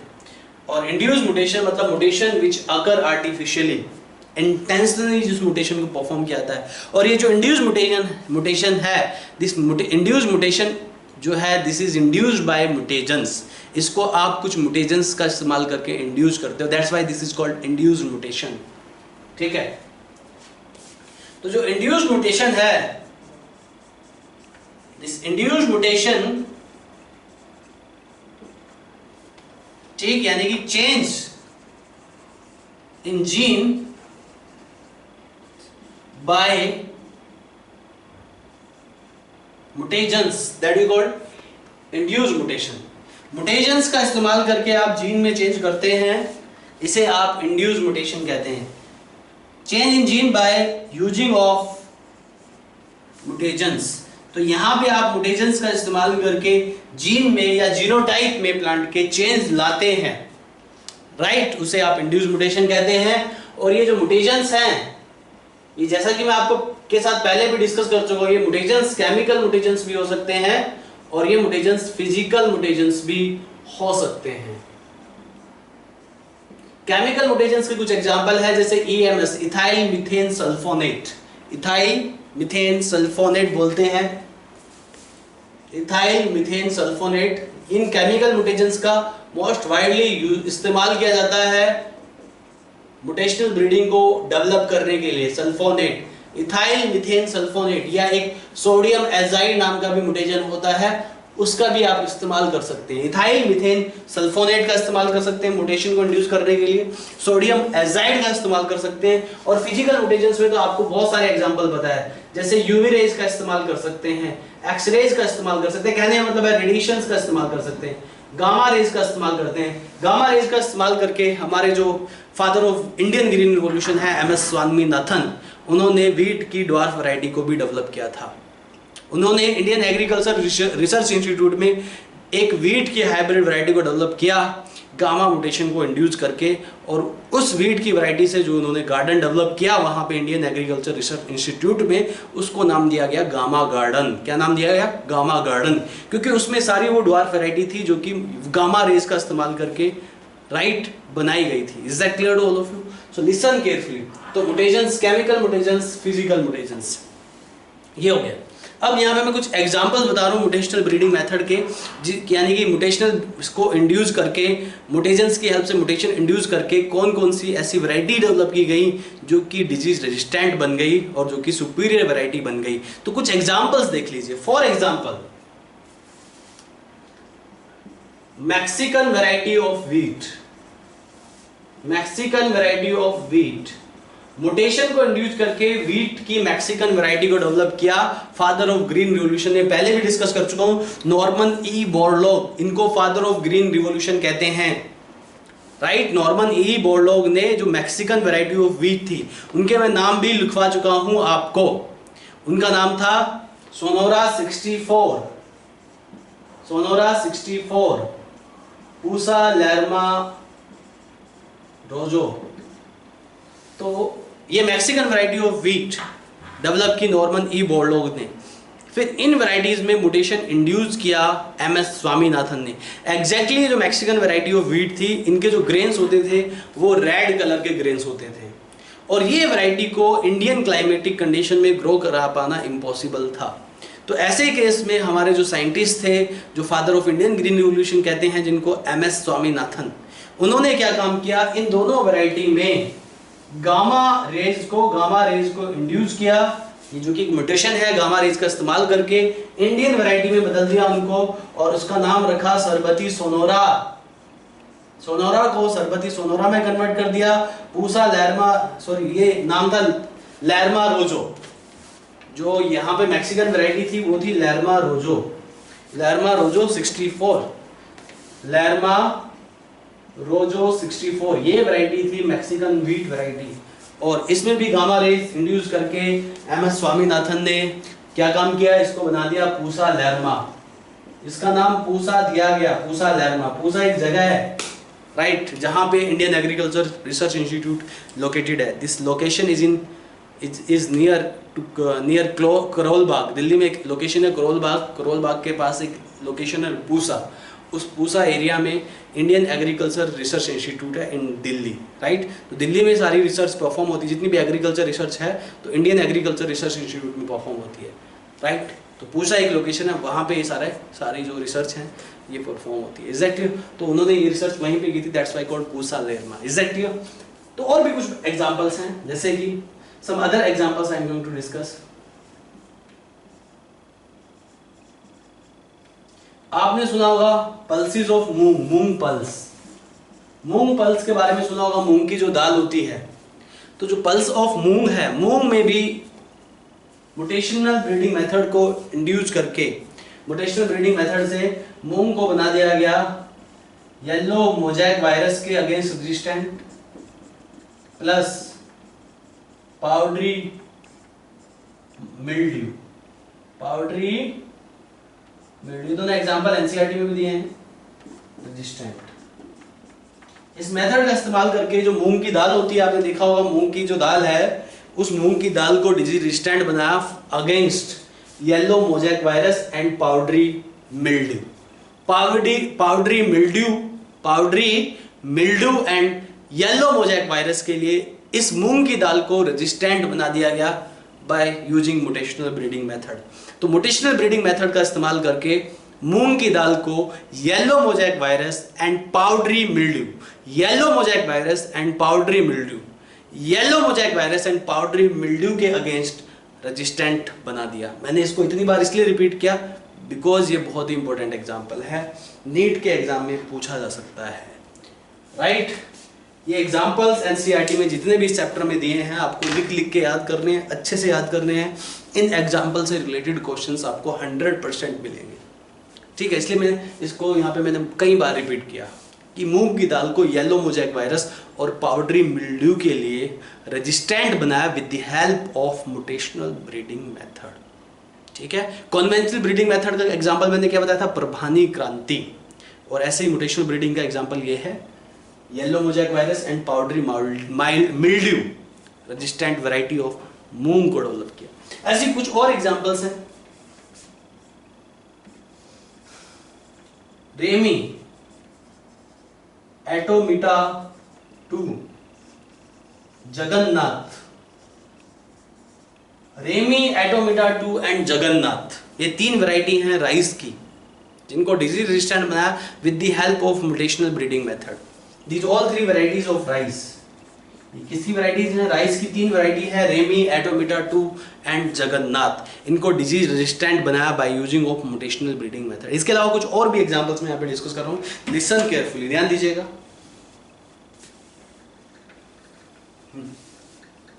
There are some other examples also.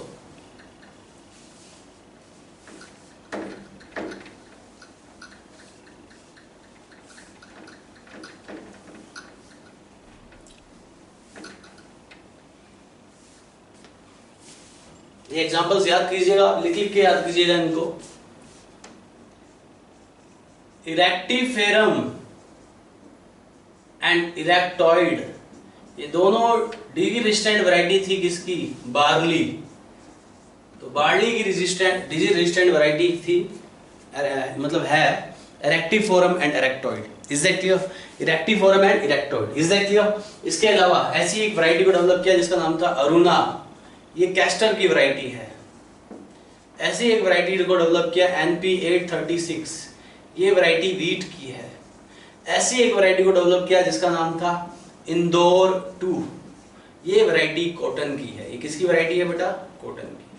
तो कुछ ये एग्जाम्पल है जिनको मोटेशनल ब्रीडिंग मेथड से डेवलप किया। Are you getting note? So this is all about plant breeding for disease resistant, plant breeding for disease resistance. तो प्लांट को disease resistant बनाने के लिए तो ये सारे मेथड अडॉप्ट किए गए। इसके बाद जो हमारा अगला टॉपिक है plant breeding for insect and pest resistance, that I am going to discuss in detail, so listen carefully. इसके बाद यहाँ पे कुछ एग्जाम्पल्स है किसके, plant with disease resistant character, जो कि हमने जो है मोटेशनल ब्रीडिंग या कन्वेंशनल ब्रीडिंग से डेवलप किए हैं, राइट। ये एग्जाम्पल्स आपकी एनसीईआरटी की बुक में भी दिए हैं, ये मैं आपको बार बार बोल रहा हूँ कि आपको ये लिख लिख के याद करने हैं। तो मैं यहाँ पे इनको एक बार रिपीट कर देता हूँ, एक बार आपको याद करा देता हूँ, लिसन केयरफुली। तो यहाँ पे क्रॉप वैरायटी डिजीज रेजिस्टेंट, तो यहाँ पे कुछ क्रॉप्स हैं जो कि डिजीज रेजिस्टेंट वैरायटी जिनकी डेवलप की गई है in case of different diseases. तो डिफरेंट डिजीजेस के लिए यहाँ पे कुछ क्रॉप्स हैं जो कि डिजीज रेजिस्टेंट डेवलप की गई हैं, जिसमें कि सबसे पहले मैंने यहाँ पे लिखा हुआ है वीट।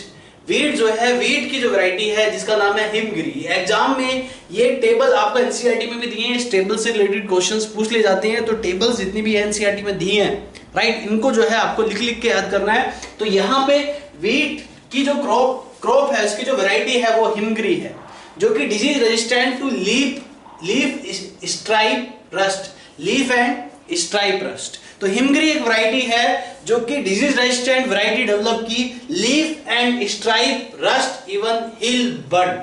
तो वीट की वैरायटी जिसका नाम हिमगिरी, उसको डेवलप किया गया leaf and stripe rust and hill bird के लिए। एग्जैक्टली ऐसी दूसरी वैरायटी है हमारे पास ब्रेसिका की, ब्रेसिका नेपस आपने सुना होगा, बायोटेक्नोलॉजी में मैंने पढ़ाया था। ब्रेसिका मतलब मस्टर्ड या फिर राई के लिए ब्रेसिका का टर्म इस्तेमाल किया जाता है। तो ब्रेसिका की जो वैरायटी है पूसा स्वर्णिम, इसको करण राई भी कहा जाता है, और ये व्हाइट रस्ट के लिए डिजीज रेजिस्टेंट बनाई गई। किसके लिए? व्हाइट रस्ट के लिए डिजीज रेजिस्टेंट बनाया गया ब्रेसिका को, जिसका नाम है पूसा स्वर्णिम और करण राई। वैसे यहां पे तीसरा एग्जांपल देखिए, कॉलीफ्लावर। तो कॉलीफ्लावर जो है उसकी दो वैरायटी है यहाँ पे, Pusa Subra and Pusa snowball. Pusa Subra and Pusa snowball. Pusa Subra किसके लिए डेवलप की गई?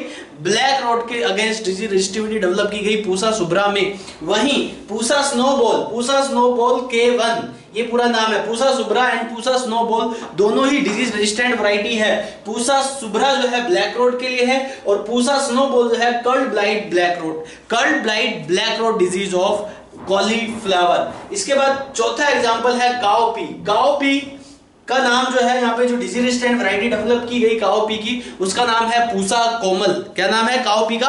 पूसा कोमल। और ये बैक्टीरियल ब्लाइट डिजीज के लिए डेवलप की गई। किसके लिए डेवलप की गई? बैक्टीरियल ब्लाइट डिजीज के लिए इस वैरायटी को डेवलप किया गया। वहीं पे जो फिफ्थ एग्जांपल है, ये है चिल्ली। चिल्ली का नाम है पूसा सदाबहार। पूसा सदाबहार, इसको डेवलप किया है चिल्ली मोजैक वायरस के लिए, टोबैको मोजैक वायरस के लिए, TMV चिल्ली मोजैक वायरस बोलिए इसको। जैसे कि टोबैको मोजैक वायरस होता है, वैसे ही चिल्ली मोजैक वायरस होता है। वहीं लीफ कर्ल के लिए इसको डेवलप किया गया। मैं फिर से इन एग्जांपल्स को रिपीट कर देता हूं। वीट की वैरायटी का नाम है हिमगिरी, ब्रेसिका की वैरायटी का नाम है पूसा स्वर्णिम, कॉलीफ्लावर की वैरायटी का नाम है पूसा सुब्रा एंड पूसा स्नोबॉल। वहीं काओपी की वैरायटी का नाम है पूसा कोमल, और चिल्ली की वैरायटी का नाम है पूसा सदाबहार। तो यहाँ पे वीट की जो हिमगिरी वैरायटी है वो किसके लिए डेवलप की गई? Leaf and stripe rust and hill bunt. Brassica की जो वैरायटी पूसा स्वर्णिम और करण राई जिसको बोलते हैं, किसके लिए डेवलप की गई? व्हाइट रस्ट के लिए। याद रखिएगा किसके लिए की गई? व्हाइट रस्ट के लिए की गई। कॉलीफ्लावर पूसा सुब्रा पूसा स्नोबॉल किसके लिए डेवलप की गई? Black wrote and curled blight black rot किसकी? कॉलीफ्लावर। पूसा सुब्रा पूसा स्नोबॉल। वहीं चौथा एग्जांपल है काओपी पूसा कोमल किसके लिए डेवलप की गई? बैक्टीरियल ब्लाइट डिजीज के लिए। किसके लिए? बैक्टीरियल ब्लाइट डिजीज के लिए इसको डेवलप किया गया। वहीं जो चिल्ली है पूसा सदाबहार, एग्जांपल ऑफ चिल्ली पूसा सदाबहार, इसको डेवलप किया गया चिल्ली मोजैक वायरस के लिए और लीफ कर्ल वायरस के लिए। टोबैको मोजैक वायरस और chilli mosaic virus and leaf curl के लिए डेवलप किया गया चिल्ली को। तो ये कुछ एग्जांपल्स है, आपको एक बार लिख लेना है, इनको लिख के याद करना है, आपको याद हो जाएंगे। उसके बाद क्वेश्चंस की प्रैक्टिस करेंगे तो क्वेश्चन के साथ ही एग्जांपल्स याद हो जाते हैं। एग्जांपल्स को याद करने का तरीका है क्वेश्चन ज्यादा से ज्यादा करो, लिसन केयरफुली। इसके बाद कुछ यहां पे मैं किसके बारे में डिस्कस करना चाह रहा हूं? Plant breeding for developing resistance to insect pest. अब जैसा कि मैंने आपको बताया कि यहां पे जितनी भी क्रॉप्स होती हैं, जितने भी प्लांट्स होते हैं, उनका रिडक्शन होता है, उनकी जो पैदावार है उनकी पैदावार कम हो जाती है, घट जाती है, just because of certain pathogens, fungal pathogens, bacterial pathogens, viral pathogens. 20 से 30% तक डिस्ट्रक्शन हो जाता है, कभी कभी पूरा डिस्ट्रक्शन हो जाता है। तो ये मैं आपको plant breeding in disease resistance में बता चुका हूं। ऐसे ही यहां पे काफी सारे इंसेक्ट एंड पेस्ट ऐसे होते हैं जो कि इन क्रॉप्स को फीड कर जाते हैं, और अगर इन क्रॉप्स को फीड कर गए और लार्ज अमाउंट ऑफ क्रॉप्स को फीड कर गए तो यहां पे क्रॉप्स का रिडक्शन होगा, पैदावार में कमी आएगी। तो हमें हमारा जो प्लांट्स को ग्रो कराने का जो सबसे बड़ा चैलेंज है, सबसे पहला जो चैलेंज था वो था कि डिफरेंट पैथोजेंस के अगेंस्ट हमें उनको डिजीज रेजिस्टेंट बनाना है, और दूसरा सबसे बड़ा चैलेंज है कि हमें उन्हें इंसेक्ट और पेस्ट के लिए रेजिस्टेंट बनाना है। तो यहाँ पे ये भी हमारे लिए एक चैलेंज का काम है कि हमें इंसेक्ट और पेस्ट रेजिस्टेंट वैरायटी को डेवलप करना है जिससे कि पैदावार को बढ़ाया जा सके, क्योंकि majority of paste and insect resistant जो प्लांट होते हैं उनका प्रोडक्शन ज्यादा होता है, जबकि जो पेस्ट और इंसेक्ट रेजिस्टेंट प्लांट नहीं होते उनका प्रोडक्शन कम हो जाता है। Are you getting note? कुछ प्लांट्स ऐसे होते हैं जिनमें कि नेचुरली जो है ये कैरेक्टर्स होते हैं इंसेक्ट्स और पेस्ट रेजिस्टेंट के लिए, वो मैं डिस्कस करूंगा। जैसे कि यहाँ पे लिखा है insects and pest infection also major cause of what? For large destruction of crop plants. Large destruction of crop plants के लिए मेजर कॉज है इंसेक्ट्स एंड पेस्ट। इसके अलावा insect resistant in host plant is due to morphological, biochemical and physiological characters. ये insect जो resistivity है, जैसे कि मैंने आपको बताया, मैंने आपको बताया plant breeding for disease resistant में किसी भी डिजीज को डेवलप करने के लिए 3 फैक्टर्स रिस्पॉन्सिबल होते हैं। पहला factor host genotype, plant genotype, और इसके अलावा इन्वायरमेंट। तो हमने वहां पे होस्ट जीनोटाइप को बदल दिया, हमने वहां पे प्लांट की जीनोटाइप को बदल दिया, उनका जो सेंसिटिव नेचर था किसी भी डिजीज के लिए उसको बदल दिया। अब जो है डिजीज रेजिस्टेंट बन गई। In case of plant breeding disease resistance में मैंने आपको ये बताया था। अब यहाँ पे प्लांट ब्रीडिंग इंसेक्ट और पेस्ट रेजिस्टेंस में मैंने बोला कि कुछ प्लांट्स ऐसे होते हैं जिसमें कि नेचुरली कैरेक्टर्स प्रेजेंट होते हैं इंसेक्ट्स एंड पेस्ट के लिए। ये जो कैरेक्टर हो सकते हैं मॉर्फोलॉजिकल भी हो सकते हैं, बायोकेमिकल भी हो सकते हैं, फिजियोलॉजिकल भी होते हैं। Are you getting a note? जैसे कि आपने देखा होगा जो ये होता है आपका वीट जो होता है, वीट में जो हेयरी लीव्स होती है, वो वीट की जो हेयरी लीव्स जो ऑफ वीट जो होती है वो क्या होती है, एक मॉर्फोलॉजिकल कैरेक्टर होती है। क्या होती है? एक मॉर्फोलॉजिकल कैरेक्टर होती है। किसके लिए? लीफ बीटल्स के लिए। लीफ बीटल्स को रोकती है हेयरी लीव्स। वीट की जो हेयरी लीव्स होती है वो लीफ बीटल्स को रोकने का काम करती है। तो वो मॉर्फोलॉजिकल कैरेक्टर है। कुछ ऐसे भी होते हैं जिसमें कि लो शुगर कंटेंट होते हैं, हाई नाइट्रोजन कंटेंट होते हैं, हाई अस्पार्टिक एसिड कंटेंट होते हैं। मेज में देखे जाते हैं ऐसे कैरेक्टर। स्टेम बोरर, मेज में एक इंसेक्ट होता है स्टेम बोरर, उसको रोकने के लिए यहाँ पे बायोकेमिकल कैरेक्टर्स होते हैं। तो प्लांट्स में कुछ नेचुरली कैरेक्टर्स पड़े रहते हैं, लेकिन जिन प्लांट्स में नेचुरली कैरेक्टर्स नहीं प्रेजेंट होते उनमें इनको डेवलप किया जाता है। Is that clear? तो यहाँ पे insect resistant in host plant is due to morphological, biochemical and physiological character। यहाँ पे कुछ एग्जांपल दिए हुए हैं प्लांट्स के, राइट? ये एग्जांपल्स हैं क्रॉप्स, ये रेजिस्टेंस टू इंसेक्ट, पेस्ट। कौन कौन से इंसेक्ट और पेस्ट के लिए रेजिस्टेंट कैरेक्टर है उनके पास, और उसमें क्या क्या कैरेक्टरिस्टिक्स है, और उन कैरेक्टरिस्टिक्स के जो टाइप्स हैं वो क्या क्या है, ये आपको पता होना चाहिए। जैसे कि यहाँ पे क्रॉप नंबर 1 वीट दिया है, स्टेम सो फ्लाई के लिए रेजिस्टेंट होता है, ये लीफ बिटल्स के लिए रेजिस्टेंट होता है। स्टेम सो फ्लाई के लिए रेजिस्टेंट है और स्टेम सो फ्लाई के लिए रेजिस्टेंट है कौन सा कैरेक्टर? Solid stem. वीट में सॉलिड स्टेम प्रेजेंट होता है जो कि एक मॉर्फोलॉजिकल कैरेक्टर है। वीट में एक सॉलिड स्टेम प्रेजेंट होता है जो कि एक मॉर्फोलॉजिकल कैरेक्टर है, और ये किसके लिए रेजिस्टेंट होता है? स्टेम सो फ्लाई के लिए। याद रहे, वीट में एक सॉलिड स्टेम कैरेक्टर होता है जो कि मॉर्फोलॉजिकल कैरेक्टर है, और किसके लिए रेजिस्टेंट है? स्टेम सो फ्लाई के लिए रेजिस्टेंट है। ऐसे वीट में एक दूसरा कैरेक्टर होता है हेयरी लीव्स। पहले भी बताया मैंने, लीफ में एक हेयरी लीव्स कैरेक्टर भी होता है जो कि एक मॉर्फोलॉजिकल कैरेक्टर है। वीट में एक हेयरी लीव्स कैरेक्टर होता है जो कि एक मॉर्फोलॉजिकल कैरेक्टर है। वो किसके लिए रेजिस्टेंट है? वो लीफ बीटल्स के लिए रेजिस्टेंट है। लिखा है यहाँ पे, लीफ में हेयरी लीव्स कैरेक्टर है जो कि एक मॉर्फोलॉजिकल कैरेक्टर है, और वो किसके लिए रेजिस्टेंट है? लीफ बीटल के लिए रेजिस्टेंट है। वहीं कॉटन में भी कुछ कैरेक्टरिस्टिक्स होते हैं। कॉटन में हेयरी लीव्स कैरेक्टर है जो कि एक मॉर्फोलॉजिकल कैरेक्टर है, और वो किसके लिए रेसिस्टेंट करता है? किसको रेसिस्ट करता है? जैसिड्स। जैसिड्स जो होते हैं इंसेक्ट्स होते हैं, तो जैसिड्स को रेसिस्ट करता है कॉटन का हेयरी लीव्स कैरेक्टर। ठीक। वहीं वीट में जो हेयरी लीव्स कैरेक्टर होता है वो किसको रेसिस्ट करता है? वो करता है लीफ बीटल को रेसिस्ट। वो किसको करता है? लीफ बीटल को रेसिस्ट करता है। वहीं कॉटन में हेयरी लीव्स कैरेक्टर है, जैसिड को रेसिस्ट करता है, मॉर्फोलॉजिकल कैरेक्टर है। वहीं कॉटन में कैरेक्टर और देखा जाता है, smooth leaves and nectarless. Smooth and nectarless leaves. Smooth and nectarless leaves is the characteristics of cotton, जो कि एक मॉर्फोलॉजिकल कैरेक्टर है smooth leaves, and nectarless character है biochemical. Smooth leaves is morphological character and nectarless is biochemical character, जो कि resist करता है cotton bollworms को। किसको रेसिस्ट करता है? कॉटन बॉलवॉर्म्स को। Is that clear to all of you? ऐसे यहाँ पे तीसरा एग्जांपल है मेज। मेज में low nitrogen, low sugar, high aspartic acid, ये तीनों बायोकेमिकल कैरेक्टर है, और ये किसको रेसिस्ट करते हैं? ये स्टेम बोरर नाम के इंसेक्ट को रेसिस्ट करने का काम करते हैं। ठीक है, तो ये कुछ एग्जांपल्स है, मैं फिर से रिपीट कर देता हूं। वीट में सॉलिड स्टेम जो कि एक मॉर्फोलॉजिकल कैरेक्टर है, किसको रेसिस्ट करता है? स्टेम सो फ्लाई को। वीट में हेयरी लीव्स जो कि एक मॉर्फोलॉजिकल कैरेक्टर है, किसको रेसिस्ट करता है? लीफी। किसको रेसिस्ट करता है? वो लीफ बीटल्स को। वो लीफ बीटल्स को रेसिस्ट करता है। हेयरी लीव्स एक कैरेक्टर है जो कि लीफ बीटल्स को रेसिस्ट करता है। वहीं कॉटन में एक हेयरी लीव्स मॉर्फोलॉजिकल कैरेक्टर है जो कि जैसिड को रोकता है। किसको रोकता है? किसके लिए रेजिस्टेंट है? जैसिड के लिए रेजिस्टेंट है। वहीं कॉटन में एक कैरेक्टर है स्मूथ लीव्स जो कि एक मॉर्फोलॉजिकल कैरेक्टर है, और नेक्टरलेस कैरेक्टर जो कि एक बायोकेमिकल कैरेक्टर है, किसको रोकता है? कॉटन बॉलवॉर्म को रोकता है। Is that clear? वहीं मेज में high aspartic acid, low nitrogen content and low sugar content bacterium that is resistant to stem borer. किसके लिए? स्टैम बोरर नाम के इंसेक्ट के लिए रेजिस्टेंट है, जो कि एक बायोकेमिकल कैरेक्टर है। इस टेबल को अच्छे से याद करना है। एनसीईआरटी में टेबल की फॉर्म में नहीं दिया, बिल्कुल पैराग्राफ में बनाया हुआ है। मैंने यहाँ पे इसको टेबल की फॉर्म में डिजाइन कर दिया आप लोगों के लिए, जिससे कि आपको याद करने में आसानी रहेगी।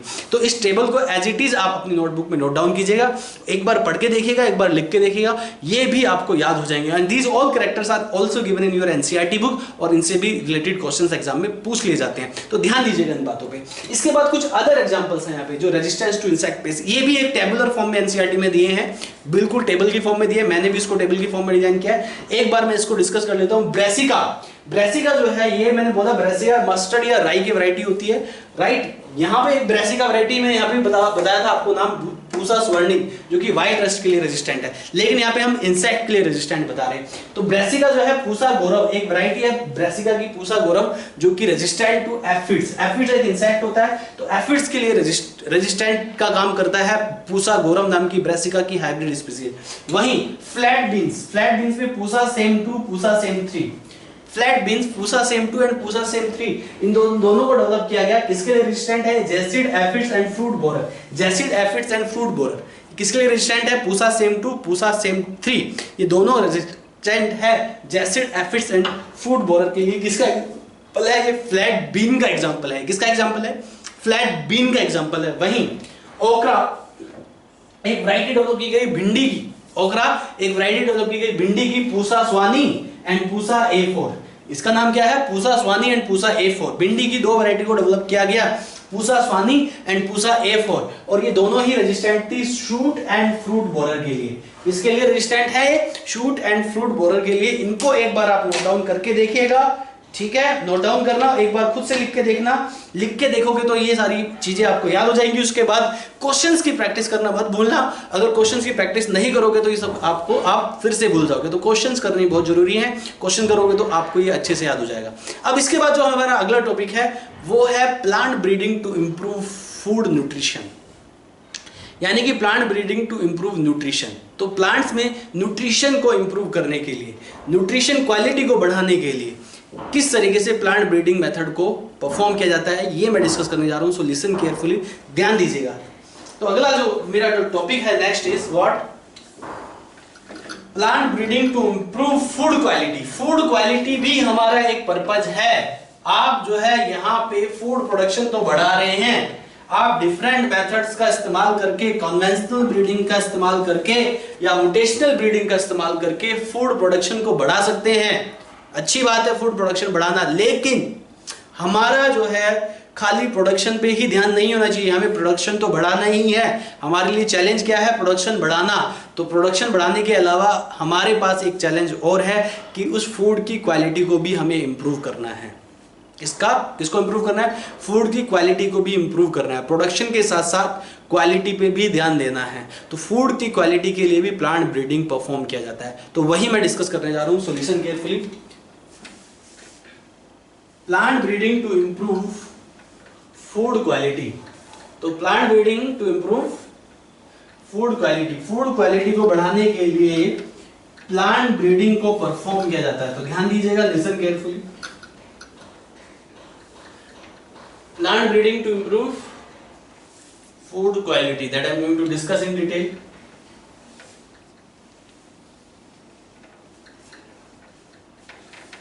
So my another topic is plant breeding to improve food quality.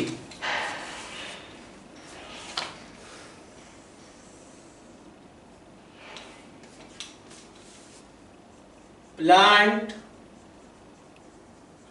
breeding to improve food quality.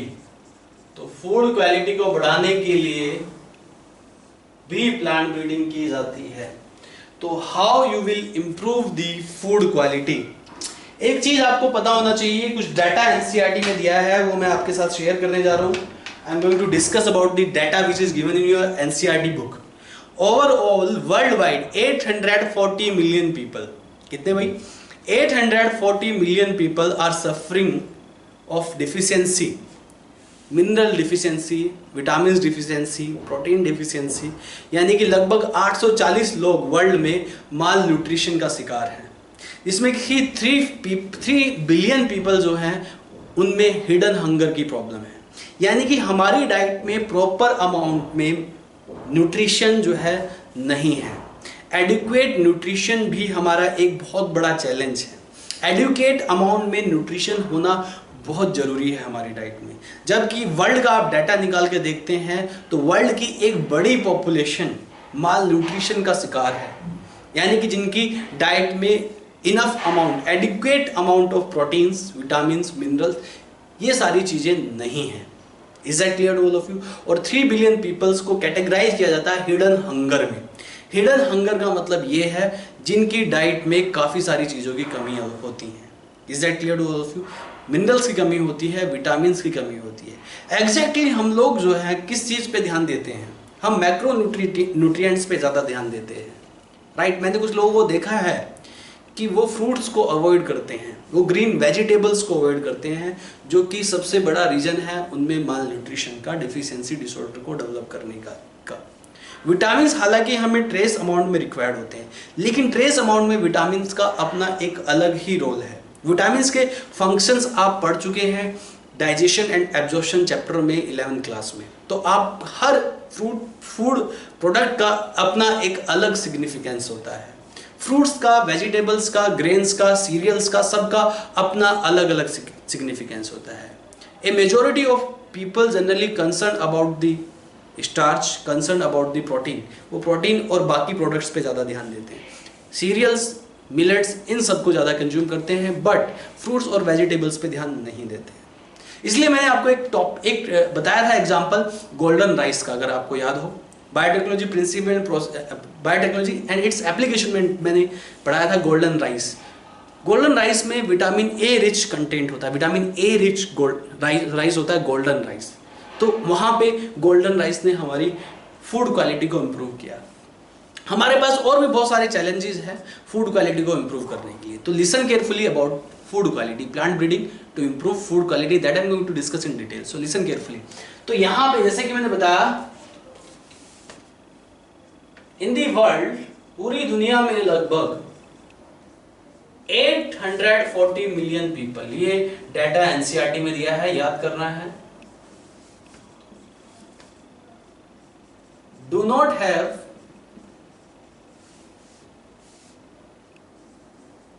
adequate nutrition,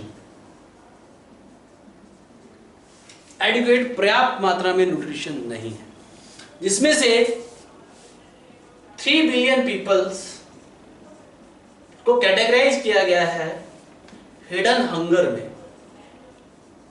ये वो लोग हैं जो कि जिनके पास पर्याप्त मात्रा में भोजन नहीं है, ये अफोर्ड नहीं कर पाते हैं, एक कॉस्टली फूड को अफोर्ड नहीं कर पाते हैं। तो कॉस्टली फूड को अगर ये अफोर्ड नहीं कर पाएंगे तो इनमें जो है इन न्यूट्रिएंट्स की डेफिशिएंसी डेवलप हो जाएगी। और न्यूट्रिएंट्स की डिफिशियंसी डेवलप होने की वजह से क्या होता है, ये भी आपको पता होना चाहिए।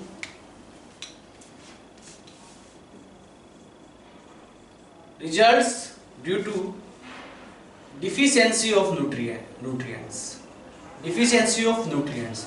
तो न्यूट्रिएंट्स की डिफिशियंसी से क्या क्या प्रॉब्लम्स हो सकती हैं, ये आपको पता होना चाहिए। जैसे कि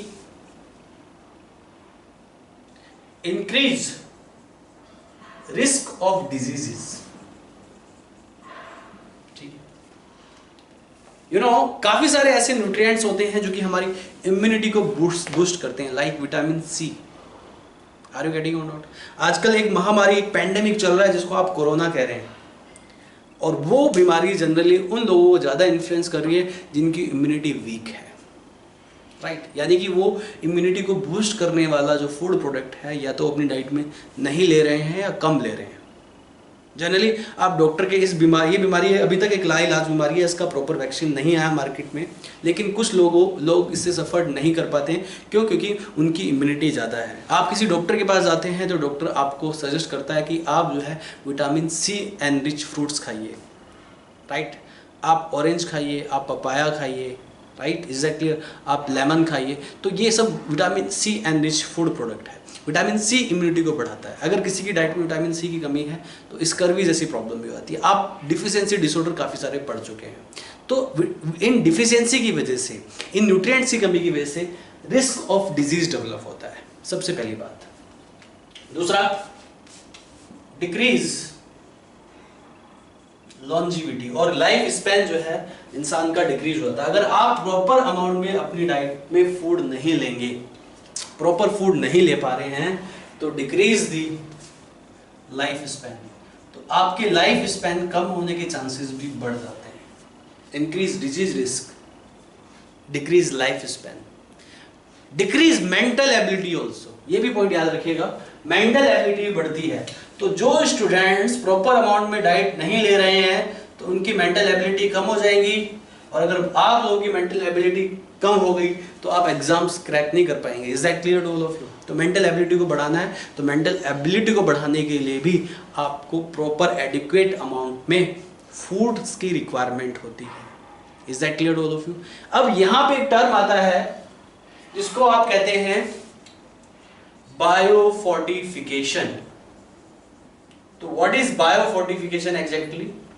बायोफोर्टिफिकेशन का मतलब है, बायोफोर्टिफिकेशन का मतलब है this is the breeding of crops और breeding of plants, plant breeding for increasing the nutrition value. तो न्यूट्रिएंट्स वैल्यू को बढ़ाने के लिए प्लांट ब्रीडिंग परफॉर्म की जाती है। उस प्लांट ब्रीडिंग के मेथड को आप बायोफोर्टिफिकेशन कहते हैं।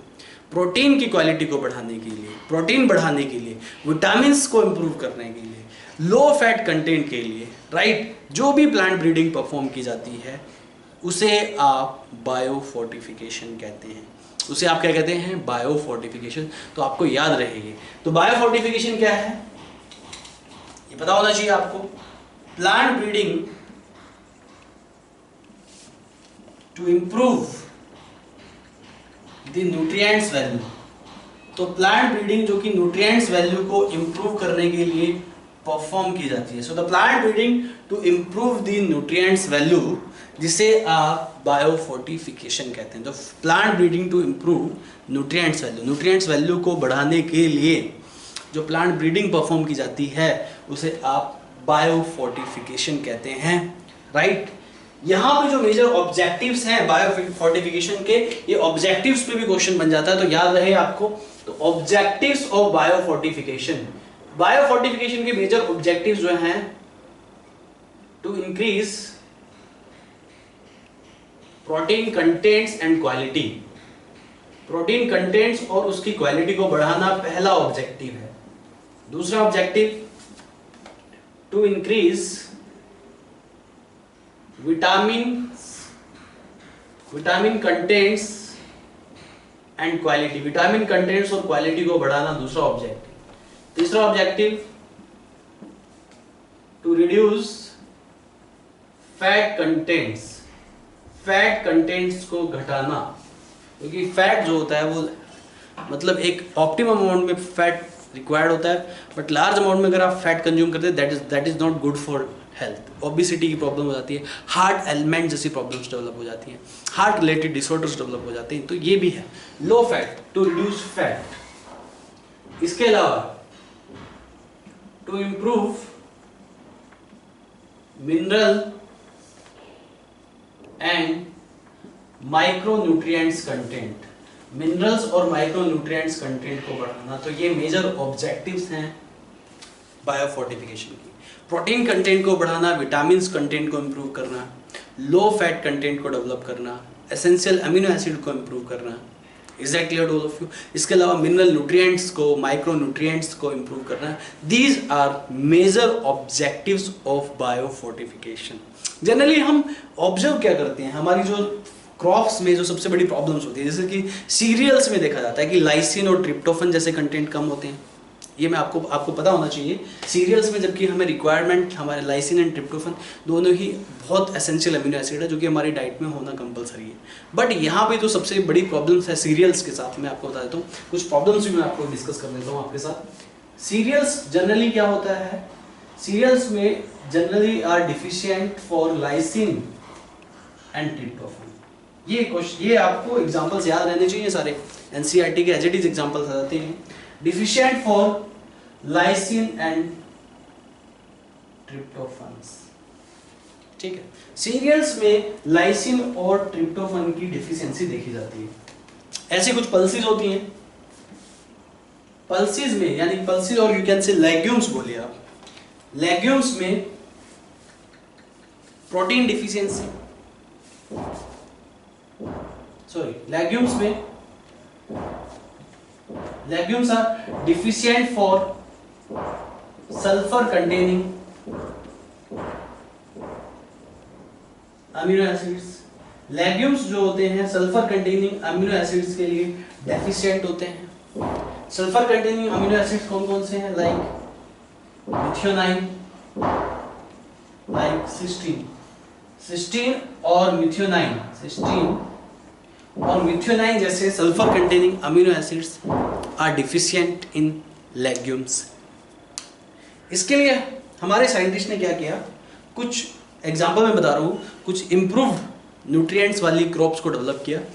सी द एग्जाम्पल्स, कुछ एग्जाम्पल्स मैं आपके साथ डिस्कस कर रहा हूँ। जैसे कि यहाँ पे एनसीईआरटी में भी एग्जाम्पल्स दिए हुए हैं, ये आपको याद होने चाहिए। लिसन केयरफुली, ध्यान दीजिएगा। Some examples are also given in NCERT book. देखिए प्लीज, ध्यान दीजिए।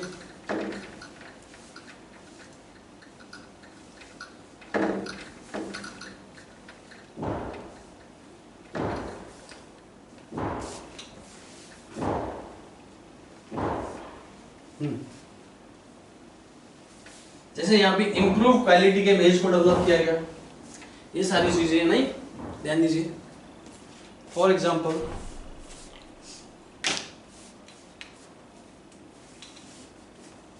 ये डिस्कस करता हूं मैं आपके साथ।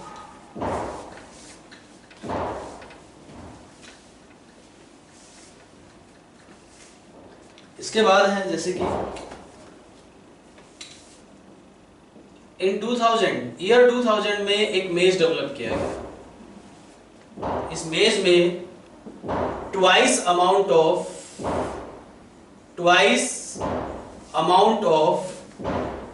लाइसिन एंड ट्रिप्टोफन, इसमें twice amount of lysine and tryptophan मौजूद था। ये कुछ वैरायटी को डेवलप किया है। मैंने बोला ना कि जनरली सीरियल्स में लाइसिन और ट्रिप्टोफन की डिफिशियंसी देखी जाती है, बट यहाँ पे हमने इंप्रूव क्वालिटी के मेज को डेवलप किया जिसमें twice amount of lysine and tryptophan जैसे अमीनो एसिड की प्रेजेंस थी। इसके अलावा और भी काफ़ी सारे एग्जाम्पल हैं। इन 2000 में मेज डेवलप किया, जैसे कुछ लाइसिन रिच मेज के एग्जाम्पल्स में बता देता हूँ जो कि इंडिया में डेवलप हुए, जैसे प्रोटीना, रतन, शक्ति। प्रोटीना, रतन एंड शक्ति, ये लाइसिन रिच मेज को इंडिया में डेवलप किया गया। प्रोटीना, रतन, राइट एंड शक्ति, इन तीन वैरायटी को मेज की डेवलप किया गया। लाइसिन रिच मेज, प्रोटीन, रतन एंड शक्ति, ये कुछ एग्जांपल्स हैं। इसके अलावा और भी एग्जांपल है, जैसे कि प्रोटीन रिच व्हीट, एक प्रोटीन रिच व्हीट जिसका नाम है एटलस 66। एटलस 66 एक प्रोटीन रिच व्हीट है, इसको डेवलप किया गया, एटलस 66 इसका नाम है। और भी एग्जांपल्स हैं यहाँ पे, जैसे कि vitamin A enriched carrot, pumpkin and spinach, ये तीनों एग्जांपल दिए हैं। Vitamin A enriched carrot, pumpkin and spinach, ये आपको याद होनी चाहिए। ऐसी और एग्जांपल मैं आपको बता रहा हूं। Vitamin C enriched bitter gourd, bathua, कुछ लोग बिटर गार्ड भी बोलते हैं, तो बिटर गोर्ड, बथुआ, ठीक है, मस्टर्ड, टोमेटो, तो इन सबको विटामिन सी एनरिच डेवलप किया गया। ऐसे ही यहाँ पे कुछ और भी हमारे पास एग्जांपल है, जैसे कि iron and calcium enrich develop किया गया, किसको? बिटर गार्ड को एंड स्पाइनच को, ये सारे एग्जांपल्स एनसीईआरटी बुक में दिए हुए हैं, तो ये आपको याद होने चाहिए। Is that clear? These all examples are given in NCERT book. और ऐसे कुछ बीन्स को भी डेवलप किया गया, प्रोटीन रिच बीन्स भी डेवलप की गई, जैसे कि lablab beans, lablab French bean, lablab French bean, garden pea, इन सबको डेवलप किया गया, जो कि प्रोटीन रिच वैरायटी थी अपने आप में। तो ये कुछ एग्जांपल्स हैं बायोफर्टिफिकेशन के और इम्प्रूव फूड क्वालिटी के एग्जांपल्स हैं ये एग्जांपल्स आपको याद होने चाहिए, इनको आप लिखिएगा नोटबुक में और लिख के देखिएगा, लिख के याद करोगे तो अच्छे से याद हो जाएगा आपको। और उसके बाद आपको क्या करना है, क्वेश्चंस की प्रैक्टिस बहुत जरूरी है करनी, उससे आपको आपका जो कॉन्सेप्ट है बिल्कुल अच्छे से क्लियर हो जाएगा। इसके साथ आज के लिए इतना ही। अब अगले लेक्चर में मिलते हैं अगले टॉपिक के साथ। In my next class I will discuss about single cell protein and tissue culture. तब तक के लिए thank you very much, bye bye, take care.